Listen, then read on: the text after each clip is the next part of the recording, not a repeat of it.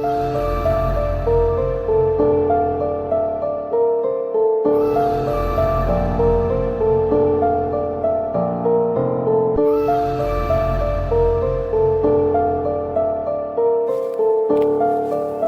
views and opinions expressed on this podcast is solely of the creator and may not necessarily reflect the views, thoughts, or opinions of the listener. Listener and viewer discretion is advised. This episode is brought to you by July 29th's full moon, known as the buck moon for when deer start shedding and growing antlers.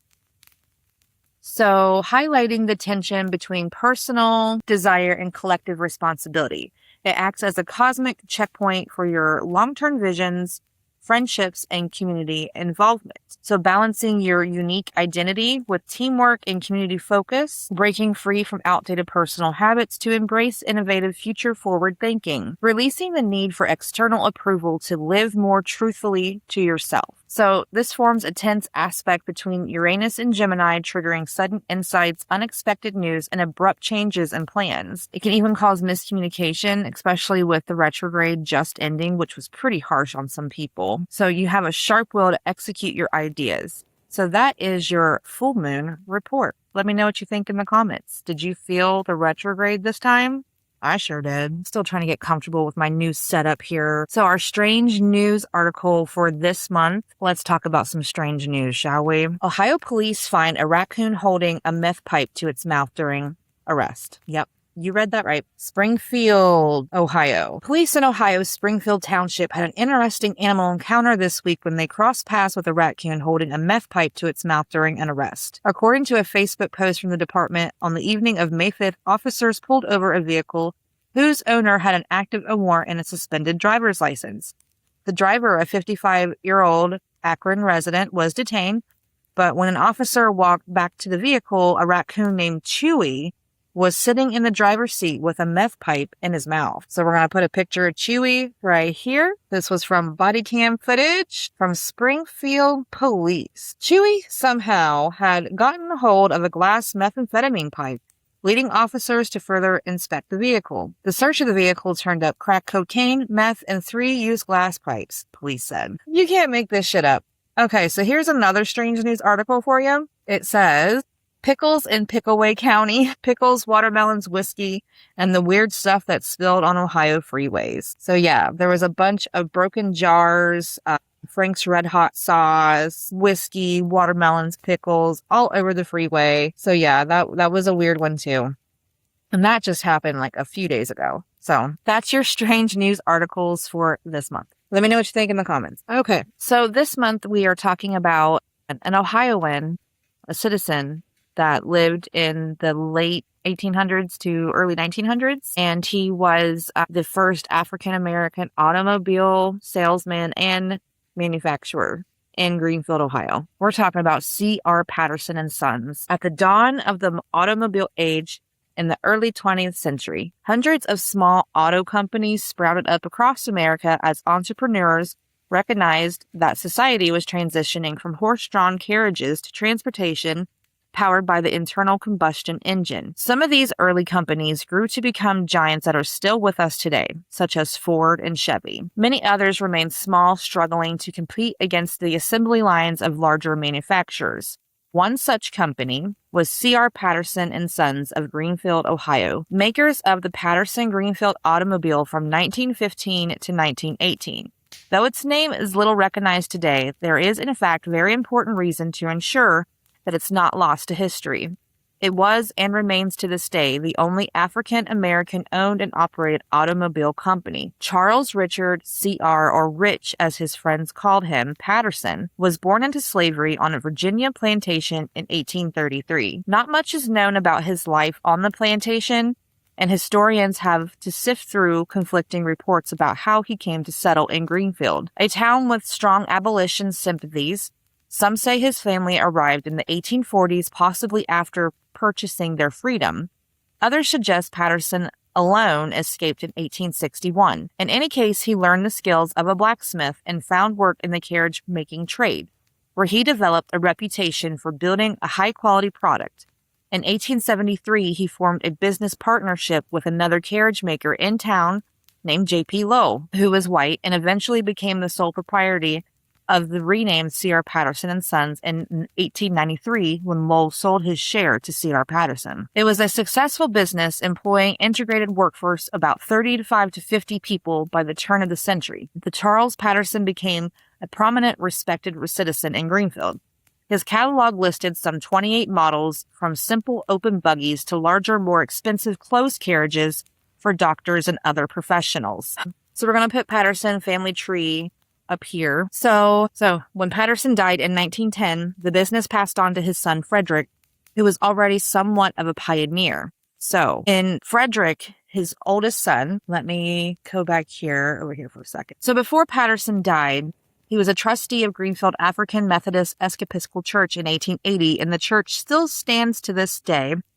A 1908 Greenfield Republican article noted that he served as a Sunday school teacher and that he was the oldest, most active teacher. He was also an active member of the Cedar Grove Lodge No. 17, an accepted Mason, serving as worshipful master between 1871 and 1899. In September of 1886, Frederick, C.R.'s son, was denied admission to all-white high school.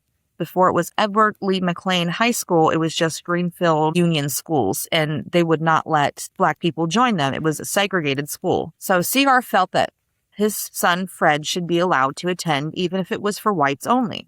C.R. proceeded to file a case in the Highland County Court of Common Pleas with the help of Reverend A. Shorter of the church. After months of legal papers between the school board and the court, Judge Higgins handed down his verdict in April 1887, requiring that the Board of Education and Superintendent admit Fred under the same regulations they would admit white pupils, and they should pay the defendant's cost. The ruling came just days after the Ohio legislature voted to repeal separate schools to allow mixed schooling. So Frederick went on to graduate Greenfield School, and then he entered the Ohio State University in 1889. While at Ohio State, he was the very first varsity Black football player. These guys were making history right here in Ohio. He was a member of the Horton Literary Society, being a corresponding secretary and vice president of that group. He has served as an assistant business manager of the Lantern, the school newspaper, and he was class president of the class of 1893. These experiences prepared young Frederick when he took over the carriage business. So after his junior year, he took a history teaching position at Louisville High School in Louisville, Kentucky, and he stayed there for 5 years. His brother Samuel passed away. Fred returned to Greenfield to help run C.R. Patterson and Sons. And while he was away, he met his wife, Betty, and they married in Hopkinsville, Kentucky in 1901. Frederick and Estelle had 2 sons, also named Frederick and one named Postal. They were both attended Ohio State, and they both married and had children. So the family tree still goes on, and there's still descendants to this day. So Frederick was also very active in the Greenfield community. He was a baseball umpire, maintained his reputation for fairness as an umpire, and rendered his decisions with such accurateness that no possible chance would give him to be kicked back. So he was a member of the Masons, a member of the Republican Party, and attended the Republican National Convention in 1920. He was elected Greenfield City Council and served for 1 year, choosing not to have a re-election. He was a member of the National Business League for Black People, serving as a several vice president under Booker T. Washington. So the Patterson Company continued its auto repair division and began manufacturing truck and bus bodies. So they went from carriages to buggies to school transportation because it was in a high demand now that the schools were all inclusive. So let's see. A little bit more about C.R. Patterson. At first, the company offered repair and restoration services for the horseless carriages that were beginning to be on the streets in Greenfield. No doubt this gave workers the opportunity to gain some hands-on knowledge about these noisy, smoky, often unreliable contraptions. Like his father, Frederick was a strong believer in advertising and placed his first ad for auto repair services in the local paper in 1913. Initially, the work mostly involved repainting bodies and reupholstering interiors, but as the shop gained more experience with engines, they began to offer sophisticated upgrades to improve the electrical and mechanical systems as well. So these guys were like super smart. This value experience allowed C.R. Patterson and Sons to take the great step in its own story as well in African American history. In 1915, it announced the availability of the Patterson Greenfield automobile at a price of $685. From the company public efforts, it is evident they were bursting with pride. So here's a quote from C.R. Patterson. "Our car is made with three distinct purposes in mind. First, it is not intended for a large car. It is designed to take the place originally held by its family Surrey. It is a 5-passenger vehicle, ample and luxurious. Second, it is intended to meet the requirements of that class of users who, though perfectly able to spend twice the amount, yet feel that a machine should not engross a disproportionate share of expenditure, and especially it should not do so to exclusion of proper provisions for home and home comfort. And the travel of varied other pleasurable and beneficial entertainment, it is a sensibly priced car. Third, it is intended to carry with it, and it does so to perfection, in every conceivable convenience and every luxury known to car manufacture. There is absolutely nothing soddy about it, nothing skimp and stingy." That's a direct quote from C.R. Patterson in his ad for his automobiles. So orders began to come in, and C.R. Patterson and Son officially entered the ranks of the American auto manufacturers. Over years, several models of coupes and sedans were offered, including stylish Red Devil Speeder. Ads featured the car's 30 HP conventional 4-cylinder engine, full floating rear axle, and electrical starting and lighting, and a spit windshield for ventilation. The build quality of the Patterson Greenfield automobile was highly regarded, as been with their carriages. So, the initial hope and optimism, however, proved to be short-lived. In an age of increased mechanization and production lines, small independent shops featuring hand-built high-quality products weren't able to scale up production or compete on a price against the rapidly growing car companies out of Detroit. In small quantities, parts and supplies were expensive and hard to come by, when major manufacturers were buying them by the trainload at a greatly reduced cost. Plus, the labor hours per cent were much higher than that of the assembly line manufacturers. As a result, the profit margin on each Patterson Greenfield was low. In 1918, having built by some estimates between 30 and 150 vehicles, C.R. Patterson and Sons halted auto production and concentrated once again on repairs. They weren't done yet. In the 1920s, the company began building truck and bus bodies to be fitted on a chassis made by other manufacturers. It was in a sense a return to their original skills and build carriage bodies without engines. For a period of time, the company was quite profitable. So then in 1929, the stock market crashed and the Great Depression set in. With many small businesses, sales dried up and loans were hard to obtain. The company, now run by the sons of Frederick Patterson, soldiered on until 1939, when after 74 years, C.R. Patterson and Sons closed its doors forever. No Patterson Greenfield automobiles are known to survive today, but we should not let that dim fact that two great entrepreneurs, Charles Richard Patterson and his son Frederick, built and sustained business that lasted several generations and earned a place not just in African American history, but in automotive history as well. So, yeah, it's pretty amazing, actually, that these guys did all this in Greenfield, because Greenfield is so small. The building where the shop is no longer standing, but now they have beautiful murals painted of C.R. Patterson, his buggies, his buses, his sons, and then this wall next to the site where his building used to be.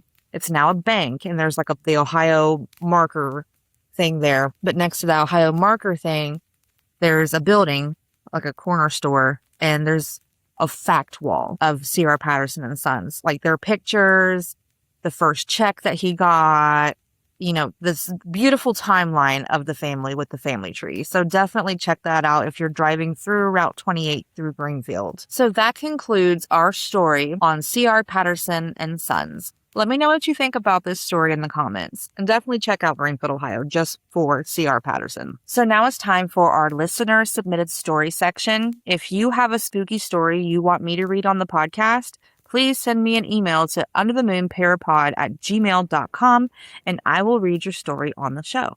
Today's story is submitted by Lorelei. Lorelei writes, "My family had just moved in from an apartment into a house. I remember playing with one of my toy cars on the stairs when out of the blue, a young girl appeared to me. The young girl said, "Why are you in my house?" I looked up at her and told her that this was my mother's house. The young girl smiled back at me and told me that it was not. I remember there was something odd about this girl, but I wasn't exactly sure, being about 4 or 5 years old at the time. Furthermore, she didn't appear to be like the kids I saw living in our old apartment building. I could see right through her, and she moved very rapidly. 1 minute she was in front of me, and seconds later she was right behind me. I recall thinking that this new friend of mine was real different. The girl appeared to be around 10 or 11 years of age. She had long, light hair that seemed to flow as if it was underwater. Her eyes were very bright and kind. As a kid of 4 or 5, I had to prove this new friend of mine that this was my mom's house. So I recall running down the steps shouting aloud that this girl said it was her house. I remember my dad coming to my aid, and I was pointing to the stairs where the girl was. My dad looked at the stairway, and the girl was gone. I remember my dad looking at me and back up the stairs with a puzzled look on his face. In years past, I learned that the previous owners had a daughter who died as a child in the house from a long illness, and I still remember these today as an adult. That was spooky. Thank you for your story. Yes, please send me all the spooky stuff that you got. Send them to me and I will read them on the podcast.